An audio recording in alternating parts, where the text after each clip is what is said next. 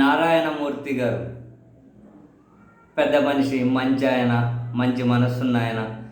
నారాయణమూర్తి గారు అలా కనిపించగానే మనసులో తెలియని ఒక ఒక అంటే ఒక అభిమానం, ప్రేమ, ఆయన అంటే ఒక గౌరవం అనేది తెలియకుండానే వచ్చేస్తుంటుంది నాకైతే చాలాసార్లు. ఎందుకంటే ఒక మనిషిని ప్రేమించే వాళ్ళు ఎవరైనా కూడా నారాయణమూర్తి గారి మీద అటువంటి అభిప్రాయమే కలుగుతుంది. అంత ఫెయిర్, అంత జెన్యున్, అంత నీట్గా, అంత మంచి మనిషి పాపం. తాజాగా ఆ పెద్ద ఆయన ఒక వీడియో ఫుల్ సర్క్యులేట్ అవుతుంది, వైరల్ అవుతూ ఉంది. ఏదో ఒక ఛానల్ 25 సంవత్సరాలు పూర్తి చేసుకున్న కార్యక్రమం. ఆ కార్యక్రమంలో పెద్ద పెద్ద వాళ్ళందరూ వచ్చారు. సుప్రీంకోర్టు మాజీ ప్రధాన న్యాయమూర్తి ఎన్వి రమణ గారి దగ్గర నుంచి అందరూ వేదిక మీద ఆసీనులయ్యారు. నారాయణమూర్తి గారిని కూడా పిలిచారు. ఆయన మైక్ ముందు మాట్లాడుతూ తాను మాట్లాడిన మాటలు నిజంగానే మనం ఇట్లా 2 చేతులు ఎత్తి క్లాప్స్ కొట్టాలనిపిస్తాయి. అద్భుతంగా చెప్పారు. రమణ గారిని ఉద్దేశించి మరీ రమణ గారి ముందే రమణ గారిని వ్యతిరేకించుకుంటూ మాట్లాడారు. మనం ఆ వీడియో కనుక చూస్తే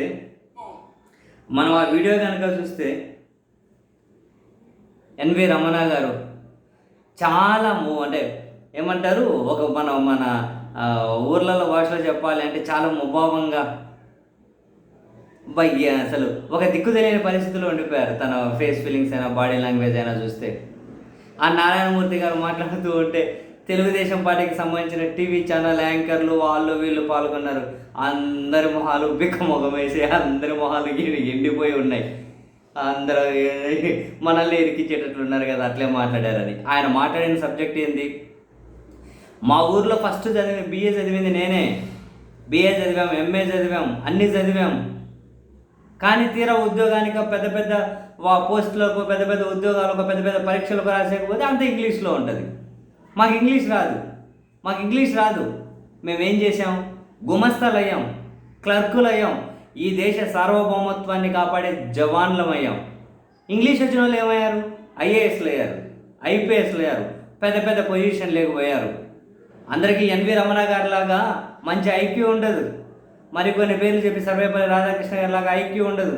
మన ఎన్వి రమణ గారి గారు లాంటి పెద్దవాళ్ళకి నేను ఇక్కడే వేదిక మీద నుంచి విన్నవించుకుంటున్నా. ఇంగ్లీష్ అవసరం అని చెప్పండి. మన తెలుగు తల్లి భాష కరెక్టే, కానీ ప్రపంచాన్ని నడిపించే తండ్రి భాష ఇంగ్లీష్ కూడా కావాలి. ఇంగ్లీష్ రాకపోతే గుమస్తలుగా ఉండిపోతారు. ఇంగ్లీష్ రాకపోతే క్లర్కులుగా ఉండిపోతారు.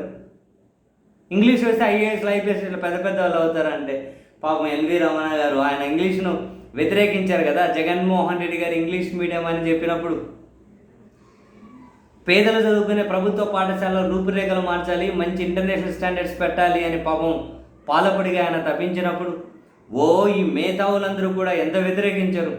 అందులో ఎన్వి రమణ గారు కూడా పాపం వేదిక దొరికితే వ్యతిరేకంగా మాట్లాడుతూ పోయారు.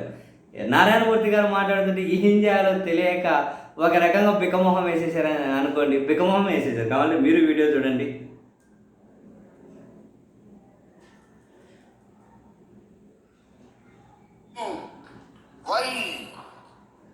వై బికాస్ ప్రపంచం ఇవాళ గ్లోబలైజేషన్ అయిపోయింది, నెగేషన్ అయిపోయింది.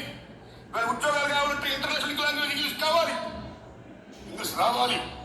అమ్మ భాష మాతృభాష తెలుగు అయితే నడిపించే భాష నాన్న భాష ఇంగ్లీష్. మేము పేదవాళ్ళమి. అందరూ రమణ గారు లాగో, న్యూటన్ లాగో, సరే రాధాకృష్ణ లాగో IQ చాలా తక్కువ ఉండదు. 90% చాలా మంది చదువుకోవాలి. చూడండి, మా ఊళ్ళో ఫస్ట్ BA నేను. ఆ రోజుల్లో మీరు నమ్మండి, మాలాంటి పేదవాళ్ళు ప్రథమ స్థానం నుంచి ఎప్పుడు కూడా మాకు ఇంగ్లీష్ లేదు. మేము BAలు, MAలు, MCOMలు పాస్ అయ్యి ఉద్యోగానికి వెళ్ళినప్పుడు ఇంటర్నేషనల్ లింక్ లాంగ్వేజ్ ఇంగ్లీష్లో ఉండడం వల్ల ప్రశ్న పత్రాలు మేమందరూ ఫెయిల్ అయ్యాం. మేమేమయ్యాం? గుమస్తాలు అయ్యాం, ప్యూన్లు అయ్యాం, అటెండర్ అయ్యాం. ఈ దేశ సార్వభౌమాన్ని కాపాడే జవాన్లు అయ్యాం. ఈ దేశ ఇంటర్నేషనల్ కాపాడే పోలీసులు అయ్యాం. కానీ ఇంగ్లీష్ మీడియం వచ్చిన ఏమయ్యారు? దే బికేమ్ IAS, కలెక్టర్లు అయ్యారు, ఇంజనీర్లు అయ్యారు, చాలా గొప్పలేరు, వెరీ హ్యాపీ. కానీ విద్య ద్వారా ఏ సామాజిక న్యాయం వస్తుంది అంబేద్కర్ మహానుభావుడు చెప్పాడో, because of these Telugu and English అనే భేదం వల్ల ఇంగ్లీష్ వచ్చినోడు చాలా గొప్పవాడైపోయాడు, తెలుగు వచ్చినోడు చాలా అటపదలపోయాడు. అది కాకోకుండా ఉండాలంటే, విద్య ద్వారా సామాజిక న్యాయం కావాలంటే ప్రాథమిక దశ నుంచి తెలుగుతో పాటు ఇంగ్లీష్ కూడా బోధించాలని నేను కోరు. అది పరిస్థితి.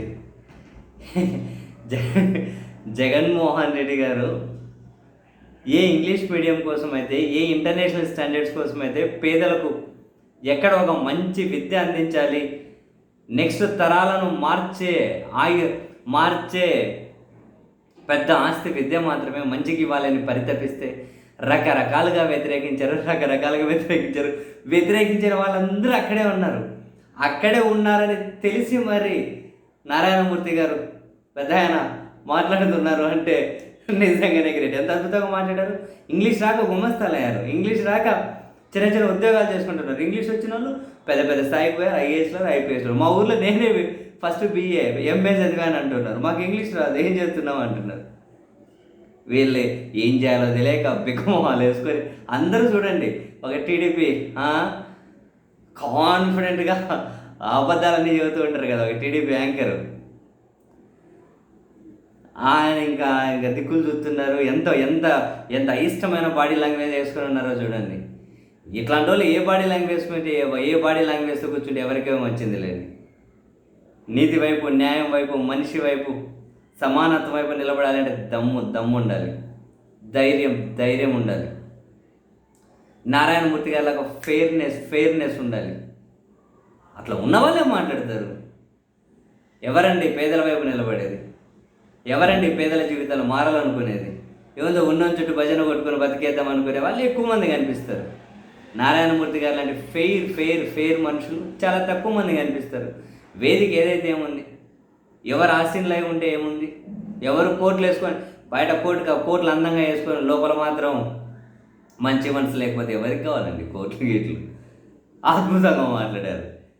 అసలు ఇంగ్లీష్ మీడియం వల్ల ప్రయోజనాలు, లేకపోతే ఉన్న ఇబ్బందులు, ఇంగ్లీష్ మీడియంను వ్యతిరేకించే వాళ్ళ ముందే చెప్పడం ఉంది చూశారు. నా భూతో నా భవిష్యత్తు. సూపర్ సార్ మీరు, అంతే సూపర్ సార్ మీరు, 100% సూపర్, అంతే అద్భుతంగా మాట్లాడారు. నిజంగానే అభినందించకుండా ఉండలేము.